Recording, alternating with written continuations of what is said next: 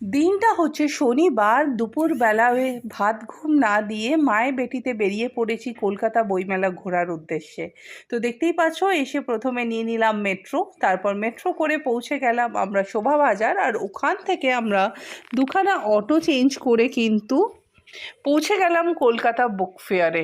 তো এখন আমরা যাচ্ছি অটো করেই। তো অনেকটাই দূর, তার মাঝখানে রুহি কিন্তু একটা পাওয়ার ন্যাপ নিয়ে নিয়েছিল মেট্রোতে। এবার আবারও অটো নিয়ে আমরা যাচ্ছি বুক ফেয়ার। তো বলতে না বলতে দেখতেই পাচ্ছ মানুষের ঢল, বুঝেই গেছো আমরা অলরেডি পৌঁছে গেছি আমাদের ডেস্টিনেশনে। আর এসে কি সাংঘাতিক ভিড়, কারণ আজকে হচ্ছে শনিবার আর একদিনই আছে কলকাতা বুক ফেয়ার, মানে 9 ফেব্রুয়ারি হচ্ছে লাস্ট। তো আমরা এই 3 নম্বর গেট দিয়ে ঢুকে গেছিলাম বুক ফেয়ারে, আর যথেষ্ট ভিড় পেয়েছি। তারপর দেরি না করে কিন্তু আমরা প্রতি বছরের মতো এবছরেও প্রথমেই লাইন দিয়ে দিলাম শিশু সাহিত্য সংসদে। তো এখানে দেখতেই পাচ্ছ সবাই লাইনে দাঁড়িয়ে আছে। তো লাইনে দাঁড়িয়ে আমরাও কিন্তু ঢোকার চান্স পেয়ে গেলাম। আর ঢুকেই রুহির পছন্দর মতো বই কালেক্ট করে নিয়েছে। এই যে আমার হাত থেকে জাস্ট নিয়ে নেওয়ার চেষ্টা করছে, কারণ বিলিং কাউন্টারে আমরা দাঁড়িয়ে আছি। আর এখানে দাদারা খুব সুন্দরভাবে সিস্টেমেটিক্যালি দেখতেই পাচ্ছ সবাইকে লাইনে দাঁড় করিয়ে বিলিংগুলো সারছিল।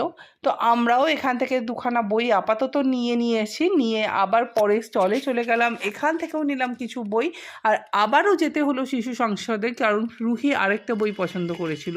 তো খুবই ভালো মায়ে বেটির দিন কাটছে, কারণ হিমাশিস যেহেতু কলকাতায় নেই, আমরা দুজনেই ঘুরে বেড়াচ্ছি।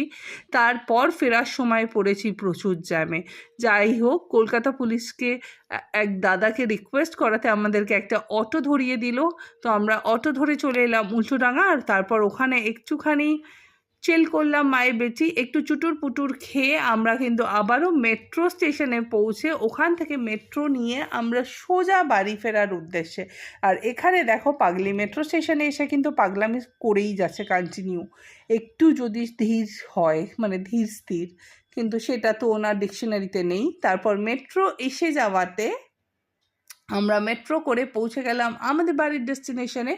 এই যে এখন পৌঁছেই গেছি, স্কেলেটারে করে নামছি, নেমে তারপর নিয়ে নিয়েছি আমরা দুজনের রিক্সা। আর রিক্সা করে বাড়ি পৌঁছে প্রথমেই তোমাদের সাথে শেয়ার করলাম আমরা কি বই কিনেছি।